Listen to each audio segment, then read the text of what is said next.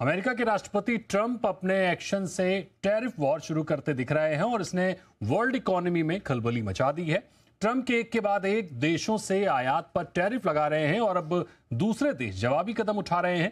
पहले Canada, Mexico और चीन के खिलाफ ट्रंप ने नए टैरिफ की घोषणा की और इसके लागू होते ही चीन और कनाडा ने जवाबी कार्रवाई का ऐलान कर दिया है। ट्रंप ने कनाडा और मैक्सिको के खिलाफ 25% टैरिफ और चीन के खिलाफ 20% टैरिफ की घोषणा की है। चीन पर पिछले महीने जो 10% टैरिफ लगाया गया था उसे अब दोगुना कर दिया गया है। और इस खबर पर हमारे साथ जुड़ रहे हैं जी बिजनेस के कमोडिटी एडिटर मृत्युंजय कुमार झा।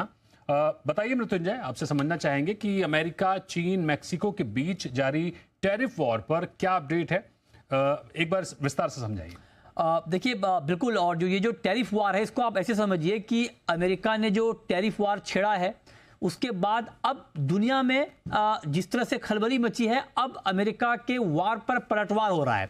और अब जो खबर है वो देखिए क्या है। खबर यह है कि आज से अमेरिका ने कनाडा, मैक्सिको से जो भी इंपोर्ट होगा उसके ऊपर 25% का टैरिफ लगा दिया है, मतलब इंपोर्ट ड्यूटी लगा दी है। ठीक है।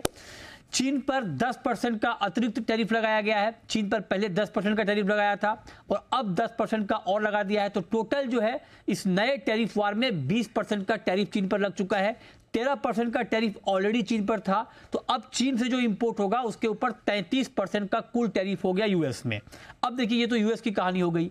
अब यूएस ने जो कार्रवाई की है टैरिफ वार को लेकर, इसके बदले में कनाडा, मैक्सिको और चीन ने क्या किया ये जानना बहुत महत्वपूर्ण है।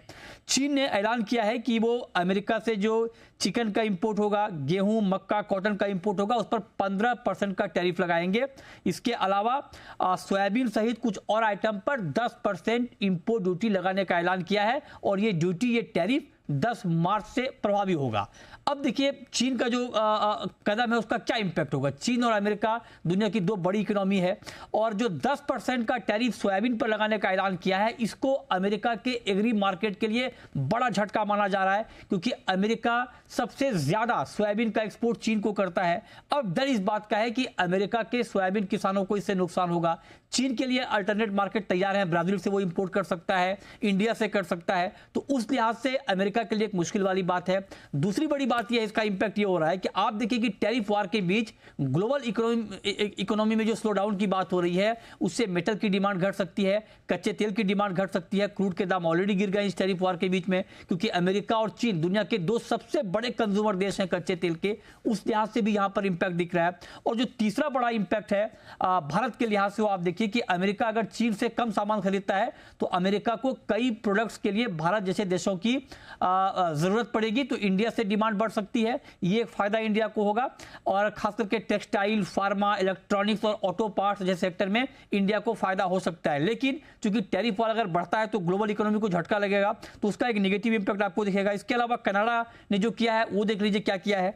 कनाडा का यूएस से इंपोर्ट पर 25% टैरिफ लगाने का ऐलान किया है और मैक्सिको का भी काउंटर टैरिफ का इरादा चल रहा है। तो मतलब कुल मिलाकर ये टैरिफ वार जल्द थमता हुआ दिख नहीं रहा है। ग्लोबल इकोनॉमी पर इसका बड़ा इंपैक्ट होगा, डिमांड के ऊपर इंपैक्ट होगा। इंडिया को इसका कुछ फायदा हो सकता है, लेकिन फायदा होने के साथ साथ अगर ये टैरिफ वार लंबा चलता है तो जो ग्लोबल इकोनॉमी पर एक नेगेटिव इंपैक्ट होगा उससे भारत भी नहीं बचेगा। तो कुल मिलाकर दुनिया की इकोनॉमी के लिए ये टैरिफ वार एक बहुत बड़ी नेगेटिव खबर बनती जा रही है। एक बड़ी चिंता है टैरिफ वॉर पूरी दुनिया के लिए, पूरे दुनिया की इकोनॉमी के लिए। बहुत शुक्रिया करेंगे मृत्युंजय आपका हमारे साथ जुड़ने के लिए।